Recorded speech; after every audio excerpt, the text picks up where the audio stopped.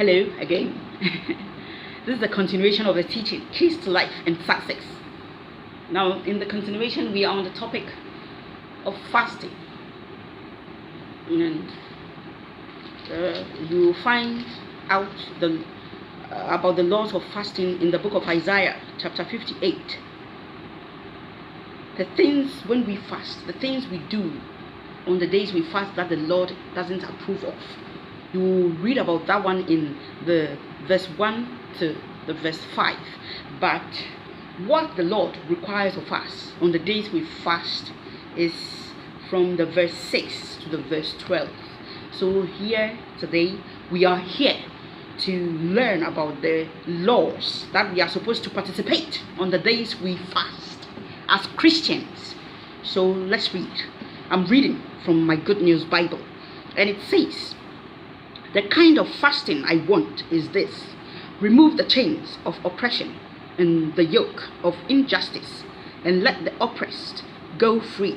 Share your food with the hungry, open your homes to the homeless poor, give clothes to those who have nothing to wear, and do not refuse to help your own relatives." It is clear because the English is much simpler. I guess there's nothing to explain because when you read it for yourself, the Lord is pointing out things we should do on the days we fast as children of God, as Christians, on the days we fast.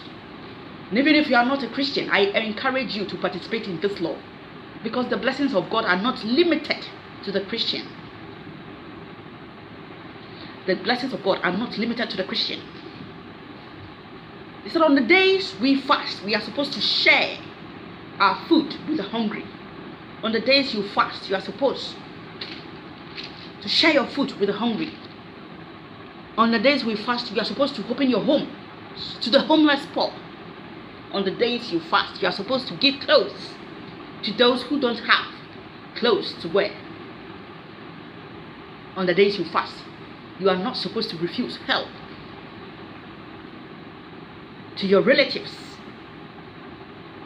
Then and only then, after you would have participated in this law, then see the power of God work so much miracles you would not even ask for. Then let's read the reward for anyone who participates in this law. "Then my favor will shine on you like the morning sun, and your wounds will be quickly healed. I will always be with you to save you. My presence will protect you on every side. When you pray, I will answer you. When you call to me, I will respond. If you put an end to oppression." Who are you oppressing? Are you a CEO and you like to oppress your workers? On the day you fast, if you like to fast, on the day you fast, you are supposed to put an end to oppressing your employers, the people whom you have employed. Do you like to talk to them anyhow? Well, on the day that you are on a fast, you are supposed to refrain yourself from oppressing your workers. Let's go on. "If you put an end to oppression, to every gesture of contempt, and to every evil word." Well, on the days we fast, we are supposed to refrain ourselves from speaking evil, from allowing evil words to come out of our mouths. We are supposed to focus only on God. If you have your mind on God, why would you go and speak evil words against another person or even have evil thoughts? If on the day you fast, you are on the right fast and you have participated in the laws of God, in order to refrain yourself from such things, read the word. Feed your spirit being. Why am I saying feed your spirit being? It is written in Ezekiel chapter 3 verse 2. "So I opened my mouth, and he gave me the scroll to eat. He said, 'Mortal man, eat this scroll that I give you. Fill your stomach with it. I ate it, and it tasted as sweet as honey. Now, this is the prophet Ezekiel revealing to us a revelation he had about the hand of God writing the words of God. And after the hand of God has finished writing, the hand of God fed the words to him. Isn't this a very important spiritual insight? This is key. This is spiritual insight. So whenever we read the word of God, what we are doing is that we are feeding our spirit being. That is what we are doing. That is what the word of God does for us. It feeds our inner beings. Our inner beings. The strength of our inner being depends on the word of God. So you can just imagine, if you call yourself a child of God and you haven't been reading the scriptures, you can just imagine how weak you are. How total darkness is surrounding you, because the word of God is the light that shines on us, on the path which we are walking on here on earth. So let's continue.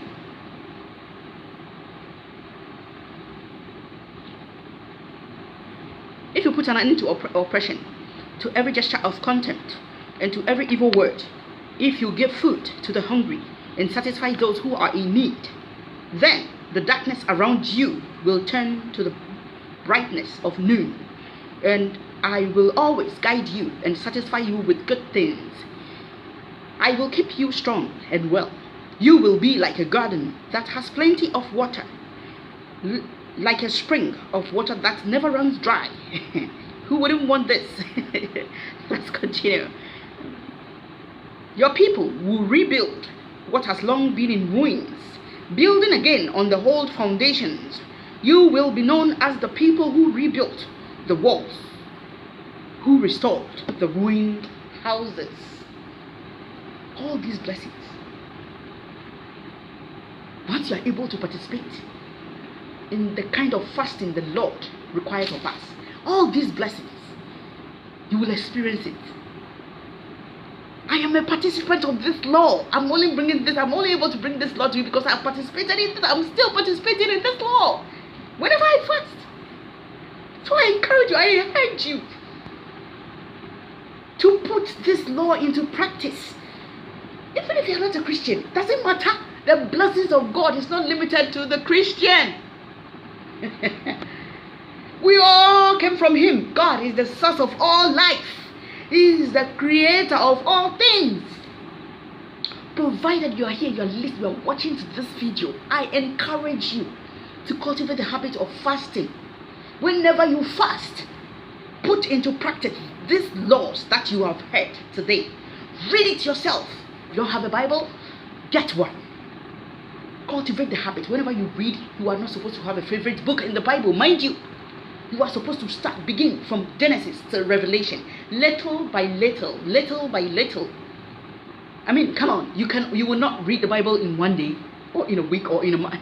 Just little by little, and witness, and you will see how changed by the time you finish from Genesis to Revelation. I promise you, I guarantee you, that you will never be the same person you were. The Spirit and the presence of the Spirit of Jesus Christ will catapult you into a whole new different level. So I urge you to participate in this law. Don't like to fast? Cultivate the habit, develop the habit. It is very, very important. Fasting is what strengthens our spirit being. Fasting.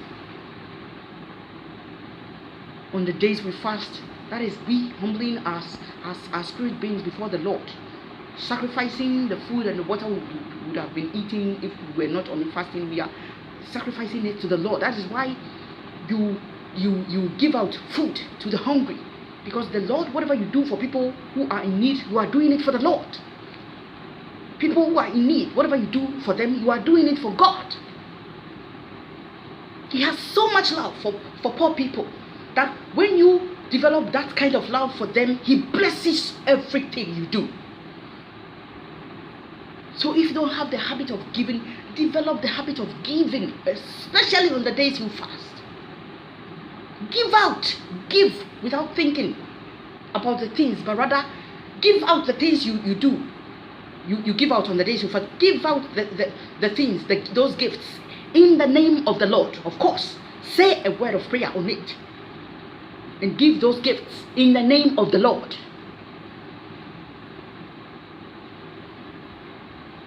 Just because you have read this word doesn't mean you have read this law doesn't mean you should go and just buy something and just give it out.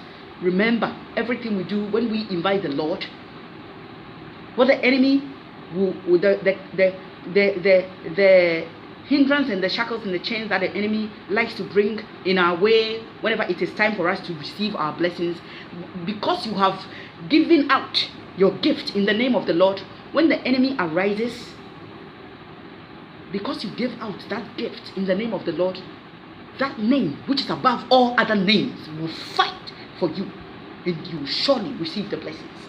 So put into practice this law, and don't forget to pray on the gifts you give out. Whenever you decide to bless anyone with a gift, remember to pray on it. Pray on it. Pray on the gifts you give out to people, and God will bless you in abundance, more than you can ever think of. So may His grace and peace be with you and guide you all the way through your fasting, whenever you do.